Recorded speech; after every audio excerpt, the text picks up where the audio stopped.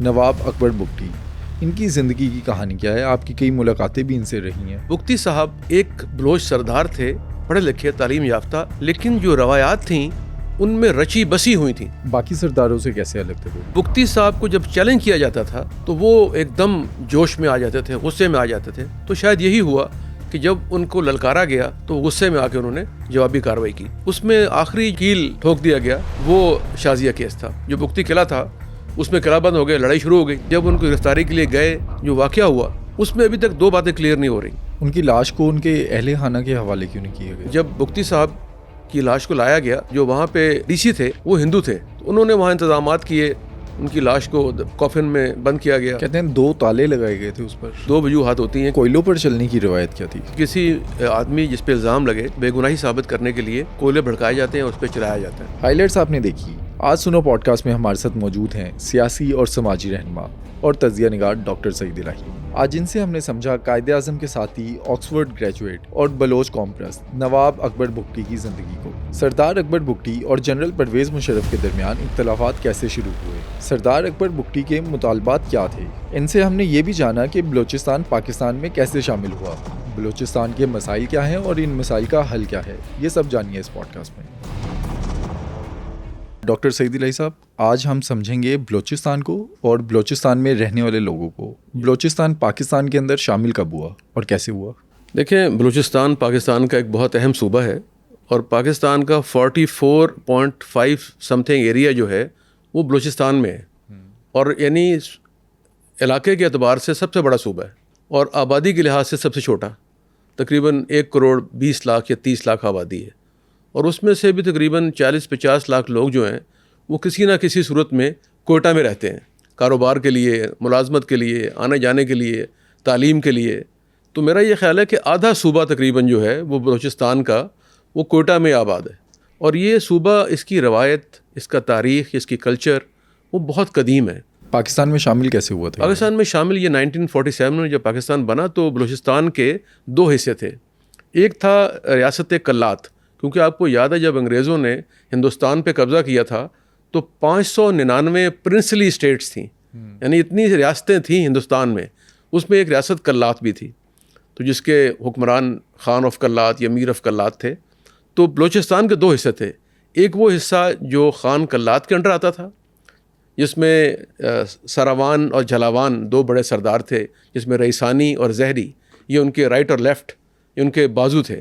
تو یہ 2 بڑے قبیلے تھے، 2 بڑے سردار تھے جو کلات کی اسٹیٹ کا حصہ تھے۔ تو اس کے علاوہ دوسرا حصہ تھا جو برٹش کنٹرول تھا۔ تو جب پاکستان بنا تو یہ اس میں طے پایا کہ اس کو پاکستان میں شامل کرنے کے لیے کیا کیا جائے۔ تو کلات جو ریاست تھی، اس کے جو میر تھے، نواب تھے، خان تھے، یار محمد خان، انہوں نے اعلان کیا کہ ہم پاکستان میں شامل ہوں گے، لیکن ہماری حیثیت ایک خود مختار ریاست کی ہوگی، یعنی ہم ایک صوبے کے طور پہ خود مختار ہوں گے، اپنے فیصلے خود کریں گے، اور جو خان آف کلات ہیں وہ کلات کے حکمران رہیں گے، اور جو وہاں پہ ٹریڈیشنز چل رہی ہیں، کلچر چل رہا ہے، قانون چل رہا ہے، اس کو چلنے دیا جائے گا، جس کو ایگری کر لیا گیا، اور اس کی انیکسیشن ہو گئی۔ لیکن انیکسیشن کے فوراً بعد جب وعدہ خلافی کی گئی، یقیناً جب نیا ملک بن گیا تو پاکستان اور بھارت میں تمام ریاستیں جو تھیں اس کو شامل کر لیا گیا تھا۔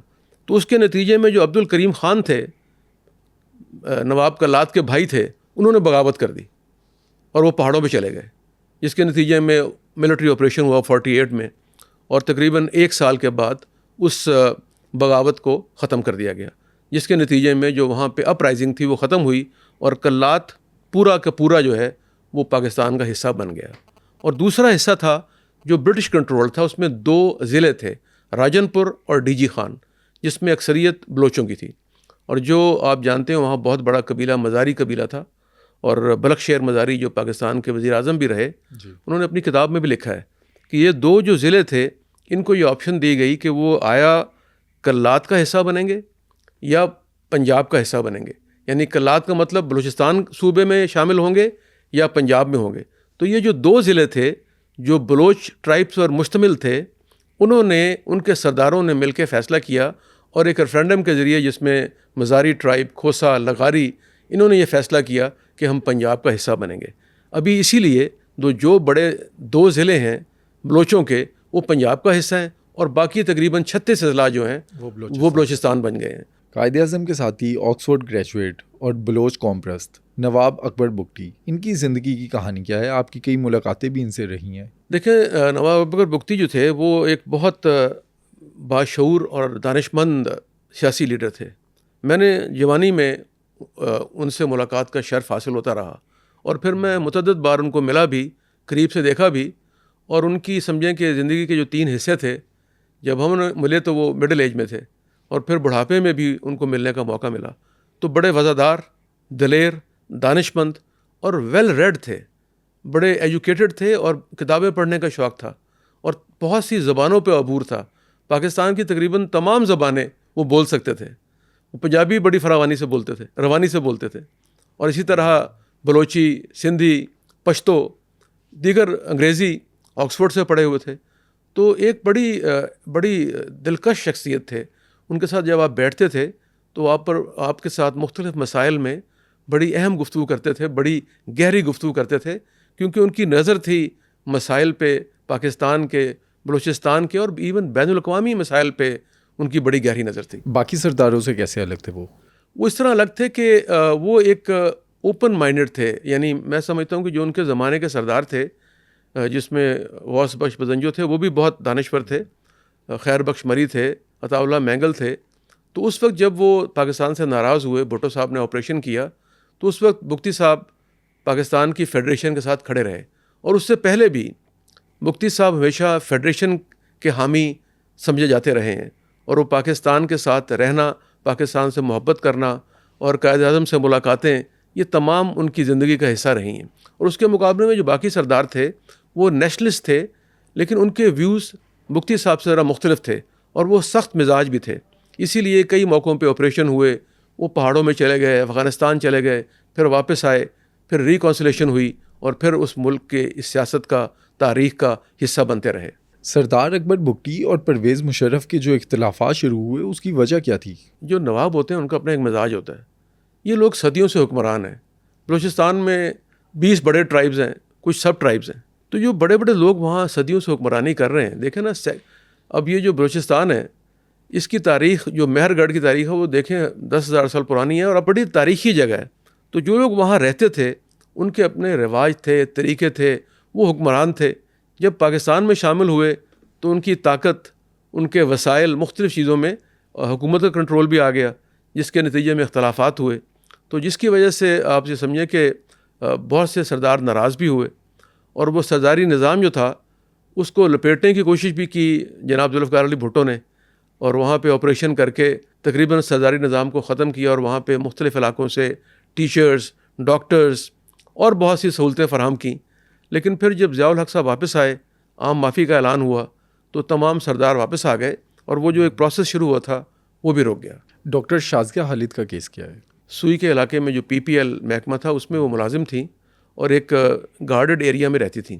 تو وہ الزام یہ لگا کہ کسی فوجی افسر نے ان سے زیادتی کی ہے، جس کے بارے میں بہت سی افواہیں، خبریں آئیں، اور نواب بگٹی صاحب نے اس پہ ایک سٹینڈ لیا کہ میرے علاقے میں جب یہ جرم ہوا ہے تو اس کو، ملزم کو سزا ملنی چاہیے۔ لیکن میرا خیال اس وقت پراپر انکوائری نہیں کی گئی، اور ڈاکٹر شازیہ کو وہاں سے بھیج دیا گیا، جو بالآخر پاکستان چھوڑ کر کہیں باہر چلی گئی، لندن چلی گئی۔ وہاں پہ دیکھیں، بلوچستان کی تاریخ یہ ہے کہ بلوچستان میں عورت کی بڑی عزت اور اہمیت ہے۔ بڑی بڑی دشمنیاں، جنگیں، لڑائی میں اگر عورت آ جائے تو صلح بھی ہوتی ہے اور معاملات طے بھی ہوتے ہیں۔ تو اس روایت کے پیش نظر مفتی صاحب نے آواز بلند کی۔ ان کے اور بھی اختلافات تھے حکومت سے، جس میں رائلٹی کا مسئلہ تھا، گیس کی فراہمی کا مسئلہ تھا، ملازمتوں کا مسئلہ تھا، سیکیورٹی کا، وہ 12، 13، 14، 15 مطالبات تھے جو پہلے چل رہے تھے حکومت سے۔ لیکن اس واقعے سے یہ بات آگے بڑھ گئی، جس پہ مفتی صاحب نے ایک سٹینڈ لیا۔ سر، اس علاقے میں کوئلوں پر چلنے کی روایت کیا تھی؟ اچھا، یہ سارے بلوچستان میں نہیں ہیں۔ مری، بگٹی، ڈومکی، ان علاقوں میں جو پنجاب کے ساتھ ملتے ہیں آگے، ان میں یہ روایت ہے کہ کسی آدمی جس پہ الزام لگے، اس کی بے گناہی ثابت کرنے کے لیے کوئلے بھڑکائے جاتے ہیں، اس پہ چلایا جاتا ہے، اور اگر وہ بچ جائے تو وہ بے گناہ ہے، اگر اس کے پاؤں جل جائیں تو وہ گناہ گار ہے۔ لیکن باقی جو بلوچستان ہے، تقریباً 65%، اس میں یہ روایت نہیں ہے۔ آگے چلے جائیں آپ، خزدار، سے آگے لے کر گوادر تک، وہاں پہ یہ کولوں کی روایت نہیں ہے، لیکن جن علاقوں میں ہے وہاں پہ اس پہ عمل درآمد کرتے ہیں، اب بھی کرتے ہیں، اور میرا خیال ہے کہ ابھی کچھ کمی ہو گئی ویسے. لیکن اس میں جن کی اسکن ویسی سینسیٹیو ہے وہ بے گناہ بھی ہو کر کوئلوں پر چلے تو اس کے تو جل جائیں گے. دیکھیں یہ ایک تاریخی ایک ٹریڈیشن ہے، پریکٹسز ہیں. جیسے آپ یہاں آپ دیکھیں کہ پاکستان میں جو ہم مختلف پریکٹسز کر رہے ہیں وہ کوئی اسلام کی پریکٹسز نہیں ہے، وہ انڈین پریکٹس ہے، انڈین کلچر ہے. کیونکہ ہماری آبادی ہندو سے مسلمان ہوئی تھی اور پھر ہم ان کے ساتھ رہے ہیں صدیوں، تو جو مسلمانوں کی روایات ہیں وہ مکس ہوتی گئیں. اب کئی ایسی شادیاں ہیں، مرنے جینے کے روایات اور رسوم ہیں جن کا اسلام میں کوئی تصور نہیں ہے، لیکن اس پہ عمل درآمد ہو رہا ہے. تو اس لیے یہ وہ پرانی رسوم ہے جو جاہلانہ رسوم ہے. سر، نواب اکبر بگٹی کا سوئی گیس فیلڈ پر جو حملہ تھا وہ غلطی نہیں تھی جس کی وجہ سے معاملات زیادہ خراب ہو گئے؟ دیکھیں بات یہ ہے کہ بلوچ جو ہے نا یہ خانہ بدوش ہے. بلوچ کا مطلب ہی خانہ بدوش ہے، نومیڈ. اور ان کی جو اوریجن ہے بلوچ کی وہ یہ پہاڑوں میں رہنے والے چرواہے دلیر لوگ. اس کے بارے میں آپ پتہ ہے اقبال نے نظمیں لکھی ہیں کہ بوڑھے بلوچ کی نصیحت. اور جو یہ بڑے بڑے بیابان جنگل ان میں رہنے والے نومیڈ جو ہوتے ہیں ان کا اپنا ایک مزاج ہوتا ہے، آزادی، حریت پسندی، خوشی غم کا اظہار، دشمنی، ریولریز، یہ ساری ان کی شخصیت کا اور نظام کا حصہ ہیں. تو بگٹی صاحب ایک بلوچ سردار تھے، پڑھے لکھے تعلیم یافتہ، لیکن جو روایات تھیں ان میں رچی بسی ہوئی تھیں. اختلاف کی صورت میں آپ یہ دیکھیں کہ ان کے اپنے جو ٹرائب تھا جس میں کلپر ان کی اپنی ایک سب ٹرائب تھا، اس سے جھگڑا ہوا تو انہوں نے سب کو وہاں سے نکال دیا اور بالآخر وہ سب نے آ کے ڈی جی خان میں راجن پور میں پناہ لی. پھر جب صلح ہوئی تو واپس گئے. بلکہ جو آج کل ہمارے وزیر اعلیٰ ہیں سرفراز بگٹی صاحب، وہ کلپر ٹرائب سے ہیں، یعنی ان کے مخالف ٹرائب سے تھے. تو وہ کلپر ٹرائب کئی سالوں تک بگٹی کے علاقے سے باہر رہا. تو قبائلی علاقوں میں مخالفین کو نکالنا، اکھاڑنا، مارنا یہ ان کی روایت کا حصہ ہے. تو بگٹی صاحب کو جب چیلنج کیا جاتا تھا تو وہ ایک دم جوش میں آ جاتے تھے، غصے میں آ جاتے تھے. تو شاید یہی ہوا کہ جب ان کو للکارا گیا تو غصے میں آ کے انہوں نے جوابی کارروائی کی. صرف انہوں نے ہی نہیں بلکہ بلوچستان کے تمام سردار جو تھے کسی نہ کسی سٹیج پہ ناراض ہو کر وہ کہتے ہیں یہ پہاڑ پہ چڑھ گئے ہیں. اس کا مطلب ہوتا ہے کہ وہ باغی ہو گئے ہیں. تو پھر مذاکرات کر کے ان کے مطالبات مان کر ان کو آسائشیں فراہم کر کے نیچے لایا جاتا ہے اور پھر وہ آ کے نارملی اپنی زندگی گزارتے ہیں. تو بگٹی صاحب کئی موقعوں پہ ناراض بھی ہوئے، جیسے آپ نے ڈاکٹر شازیہ کا ذکر کیا، اس وقت بڑے ناراض ہوئے. پھر اس معاملے کو جس طرح ہینڈل کیا گیا اس کے بڑے دور رس نتائج برآمد ہوئے جو آج تک ہم بھگت رہے ہیں. تو اس وقت اگر ایک پراپر انکوائری کر لی جاتی اور جو کوئی اس میں انوالو ملزمان تھے ان کو سزا دی جاتی اور عوام کو، میڈیا کو بتایا جاتا، جیسے اب سوشل میڈیا آ گیا کوئی بات چھپتی نہیں ہے، تو اس وقت نہیں تھا. لیکن اخبارات کے ذریعے یا اس زمانے میں ٹیلی ویژن کے ذریعے یہ بات اگر طے کر دی جاتی کہ ڈاکٹر شازیہ سے کیا واقعہ ہوا، کون ملوث تھا، اسے کس کو سزا دی گئی، کس کو سزا نہیں دی گئی، تو یہ معاملات اس نہج پر نہ پہنچتے. ڈاکٹر شازیہ کیس کے علاوہ کیا مطالبات تھے ان کے؟ دیکھیں میں نے پہلے کہا نا کہ اس میں رائلٹی تھی، کیونکہ جو گیس نکلتی تھی اس کی رائلٹی پراپر پے نہیں ہوتی تھی، لیکن ملتی تھی انہیں؟ ملتی تھی.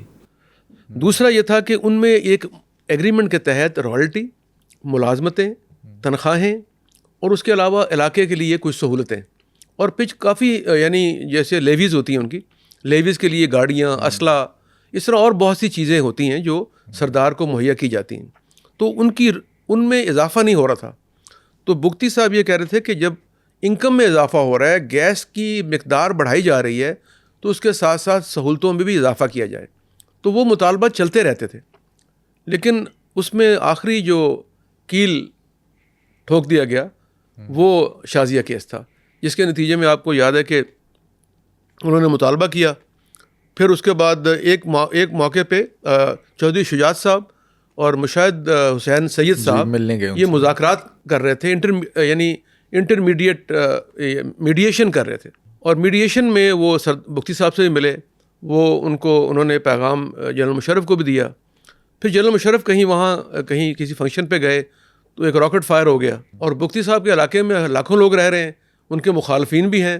اور اب تو یہ بھی مطالبہ کیا جا رہا ہے، بلکہ کہا جا رہا ہے کہ مختلف علاقوں میں انڈین ایجنٹس بھی موجود تھے کلبھوشن کے پکڑے جانے کے بعد ایک بہت بڑا گینگ پکڑا گیا تھا جس میں 500 افراد تھے جو ہندوستان کے لیے کام کر رہے تھے, پاکستان کے مفادات کے خلاف کام کر رہے تھے, بلوچستان میں نفرت پھیلا رہے تھے, فنڈنگ کر رہے تھے, ٹریننگ کر رہے تھے. تو یہ اس واقعے کو عقل و دانش سے سمجھنا چاہیے تھا کہ بجائے اس کے اچھا پھر یہ ہوا کہ جب یہ واقعہ ہوا, راکٹ فائر ہوا, مذاکرات ہو رہے ہیں, تو ایک دم مذاکرات بند کر دیے گئے, بلکہ ایک سٹیج پہ تو جہاز اور ہیلی کاپٹر چلے گئے لینے کے لیے مفتی صاحب کو, بہانہ بنایا گیا کہ خراب ہو گیا, وہ واپس بلا لیے گئے. اور اسی لیے مفتی صاحب بھی قلعہ بند ہو گئے. جو مفتی قلعہ تھا اس میں قلعہ بند ہو گئے, لڑائی شروع ہو گئی. اس میں فورسز اور مفتی صاحب کی آپس میں جب جنگ شروع ہوئی تو یقیناً وہ قلعہ بند تھے, کم لوگ تھے, تو اس کے اوپر کافی ڈیٹیلز بھی آ چکی ہیں کہ کتنی گولیاں فائر ہوئیں, کتنے میزائل فائر ہوئے, کتنے لوگ مارے گئے, اس کی تفاصیل سامنے آ چکی ہیں. جب آپریشن ہوا تو نقصان کیا ہوا اس علاقے کو؟ اس علاقے کا نقصان یہ ہوا کہ ایک تو یقیناً دیکھیں نا, ان کا قلعہ ان کا ہیڈ کوارٹر تھا, ان کا گھر تھا, تو کسی کے گھر پہ حملہ جو کیا جاتا ہے, بلوچی یا بلوچ اس کو بڑی بےزتی سمجھتا ہے کہ کسی گھر میں گھس جائیں آپ. تو جب وہ حملہ ہوا, بہرحال سردار صاحب کو موقع مل گیا, وہ وہاں سے نکل گئے اپنے ساتھیوں سمیت, اور انہوں نے جا کے بگتی اور کولو, ان سے جو یہ 3-4 علاقے ملتے جلتے ہیں, لوور لائی سے اوپر جائیں, دکی سے اوپر تو کولو کا علاقہ ہے جو مریوں کا علاقہ ہے, وہاں جا کے کسی نیچرل میڈ غار میں پناہ لے لی. اور ان کا انٹیلیجنس نیٹ ورک کے ذریعے پتہ لگا, تو پھر وہاں پہ جو واقعہ ہوا اس میں ابھی تک 2 باتیں کلیئر نہیں ہو رہی, 2-3 ورشنز آ رہی ہیں. ایک ورشن یہ آ رہی ہے کہ جب ان کو گرفتاری کے لیے گئے تو مزاحمت کی گئی, ان کے ساتھ گارڈ موجود تھے, انہوں نے فائرنگ کی. ادھر سے جو لا انفورسنگ ایجنسی تھی انہوں نے بھی فائرنگ کی. اور دوسرا یہ کہ شاید کوئی راکٹ لانچر اندر سے چلائے گئے, پھر باہر سے بھی فائر ہوئے, تو وہ جو تھی کیو وہ کلیپس ہو گئی, جس کے نتیجے میں وہ تمام افراد جو تھے وہ ہلاک ہو گئے, اور مفتی صاحب بھی اسی میں ہی جہاں بھک ہوئے. اور اس کے بعد پھر مفتی صاحب کے جانے کے بعد, مفتی صاحب اس وقت جب یہ ہلاک ہوئے تو وہ بیمار تھے, اور اطلاعات کے مطابق انہیں کینسر تھا, اور ٹانگ میں بھی زخم بن چکا تھا, چل بھی نہیں پاتے تھے, وہ چلتے بڑی مشکل سے تھے اسٹک کے ساتھ. کچھ عرصہ وہ اونٹ پہ سفر بھی کرتے رہے, پیدل بھی, اور کچھ عرصہ لوگ بھی انہیں ساتھ چلاتے رہے. لیکن وہ کیونکہ بڑے باہمت تھے, اس عمر میں بھی ایک لاٹھی کے سہارے پہاڑوں میں سفر کرتے رہے. ان کی لاش کو ان کے اہل خانہ کے حوالے کیوں نہیں کیا گیا؟ دیکھیں اس میں ہوتا یہ ہے کہ یہ کئی دفعہ ہوا ہے کہ بھٹو صاحب کے ساتھ یہ ہوا تھا, جب ان کو پھانسی دی گئی تو 5 آدمی نے نماز جنازہ پڑھائی, اور اس کے بعد جا کے ان کو دفن کر دیا گیا. پھر ان کے بعد میں جنازہ ہوتا رہا, لیکن ان کی شہرت, ان کی عزت, ان کا وقار, ان کی فالوئنگ میں کمی نہیں ہوئی. تو اس طرح ان کو بھی جب مفتی صاحب کی لاش کو لایا گیا تو اس کو جو وہاں پہ ڈی سی تھے وہ ہندو تھے, لیکن وہاں پہ روایت یہ ہے کہ اگر کسی ہندو کو, عیسائی کو, کسی کو بھی ایک قبیلے کا سردار اپنے قبیلے کا نام دے سکتا ہے, تو ان کو بھی مفتی کا نام دے دیا گیا تھا. تو انہوں نے وہاں انتظامات کیے, ان کی لاش کو کافن میں بند کیا گیا. کہتے ہیں 2 تالے لگائے گئے تھے اس پر. میرا خیال ہے وہ شاید اس کی 2 وجوہات ہوتی ہیں, کہ ایک تو یہ کہ جو جب دھماکہ ہوا تو اکثر و بیشتر جیسے ایئر کریش میں یا دھماکے میں لاشوں کی شناخت ممکن نہیں ہوتی, تو اس لیے نارملی جب ان کو کافن میں بند کر دیا جاتا ہے تو ڈی این اے کے بعد جب ثابت ہو جائے کہ یہ فلاں شخص کی لاش ہے تو اس کا جنازہ پڑھا دیا جاتا ہے. تو ان کو اسی لیے شاید میرا خیال میں کافن میں بند کر دیا گیا تاکہ کھولا نہ جائے, دیکھا نہ جا سکے, اور انہیں دفنا دیا گیا. لیکن دفنانے کے بعد, ان کی وفات کے بعد, اب وہ بلوچستان کے ہیرو ہیں. یعنی پہلے وہ صرف ایک علاقے تک محدود تھے اور باقی سردار ان کے ساتھ مخاصمت رکھتے تھے, مخالفت رکھتے تھے. لیکن اب تو یہ ہے کہ وہ اپنے علاقے سے لے کر, یعنی پنجاب کے بارڈر سے لے کر گوادر تک ہر جگہ ایک معروف شخصیت ہے, اور وہاں پہ حریت کا, بہادری کا اور مزاحمت کا نشان ہے. اس معاملے کو کس طرح سے بہتر حل کیا جا سکتا تھا اس ٹائم پہ؟ ایک طریقہ کار ہے کہ وہاں کے جو سی ایم تھے, گورنر تھے, یا سیاسی لوگ تھے, ان کو اکٹھا کر کے بٹھایا جاتا, ان سے بات کی جاتی, اور کچھ ان کے مسائل حل کر دیے جاتے, کچھ ان کی باتیں مان لی جاتی. چودھری شجاعت صاحب تو کوشش کر رہے تھے, چودھری شجاعت گئے, مشاہد صاحب گئے, بھائی کچھ باتیں مان لیتے, کچھ منوا لیتے. اس وقت بلوچستان کے کیا حالات ہیں؟ اس وقت بلوچستان کے حالات اچھے نہیں ہیں. دیکھیں اس کی وجہ یہ ہے کہ بلوچستان میں اس وقت جو اصل مسئلہ یہ ہے کہ بلوچستان کے اصل جو ایشوز ہیں وہ 48 سے شروع ہو گئے. اور وہ مسائل ہیں کیا کیا؟ جیسے میں نے پہلے کہا کہ جو آپ نے ان سے وعدے کیے تھے، جیسے آپ نے بات کی تھی کہ نواب کلات کے ساتھ معاہدہ کیا، خان آف کلات سے، ان کے بھائی مکر گئے، ناراض ہو گئے، وہ پہاڑ پہ چلے گئے، ان کو آپریشن کرنا پڑا. اچھا، جب یہ طے ہوا تھا کہ یہ انڈیپینڈنٹ خود مختار ایک علاقہ رہے گا، پاکستان کا حصہ ہوگا، پاکستان کا جھنڈا ہوگا، قانون ہوگا، سب کچھ ہوگا، تو 1 یونٹ میں پھر بلوچستان غائب ہو گیا. تو وہاں سرداروں نے پھر کہا، جس کے نتیجے میں پھر بغاوت ہوئی. تو سردار نوروز جو تھے وہ پہاڑوں پہ چڑھ گئے. پھر جیسے آپ جانتے ہیں کہ ان کو قرآن کا واسطہ دے کے اتارا گیا، بعد میں ان کو پکڑ لیا گیا، ان کے بیٹے کو پھانسیاں دے دی گئیں اور وہ 90 سال کی عمر میں حیدرآباد جیل میں وفات پا گئے. اس طرح اور بہت سے. پھر بھٹو صاحب نے آپریشن کیا مختلف سرداروں کے خلاف، جس میں عطاء اللہ مینگل، خیر بخش مری، یہ سب ملک چھوڑ کر افغانستان چلے گئے. تو میرا یہ خیال ہے کہ بلوچستان کے جو ایشوز ہیں اس کو حل کرنے والے ان ایشوز کو سمجھتے ہی نہیں تھے. طاقت کے استعمال سے نقصانات ہوئے. طاقت اور بات چیت یہ ساتھ ساتھ چل سکتی ہے، صرف طاقت سے مسائل حل نہیں ہو سکتے. بلوچستان میں جو بڑے بڑے قبیلے ہیں ان کے سردار موجود ہیں جن کا انفلوئنس بھی موجود ہے.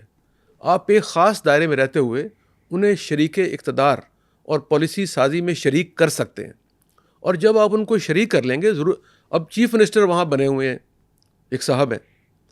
اب اگر وہ سیاسی لوگوں سے رابطہ نہیں کر سکتے یا سیاسی سردار ان کو نہیں ملتے یا ان سے ان کے روابط نہیں ہیں تو گیپ آ گیا.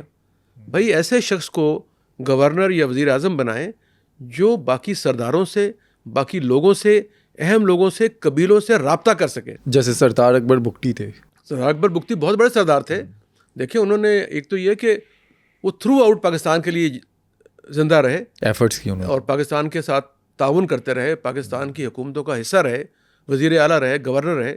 تو ابھی بھی میں سمجھتا ہوں کہ بڑے بڑے سردار موجود ہیں. وہ کون کون سے؟ دیکھیے اس وقت اختر مینگل ہیں، اس کے بعد محمود اچکزئی ہیں، اس کے علاوہ بزنجو ابھی ہاں سب سے اہم آدمی ڈاکٹر عبد المالک بلوچ ہیں جو پہلے سی ایم رہے ہیں. اس طرح ثناء اللہ زہری ہیں، بہت سے ڈمکی ہیں. اور آپ دیکھیں کہ کھتران ہیں، مری ہیں، مینگل ہیں.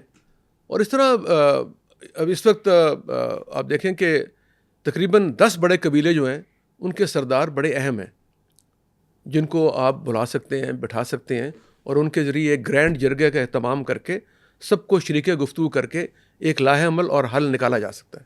مسائل ختم ہو سکتے ہیں. فنڈز پرووائڈ کرنا، سہولتیں فراہم کرنا حکومت کا کام ہے. سیاسی ڈائلاگ کرنا نوٹیبلز کا کام ہے.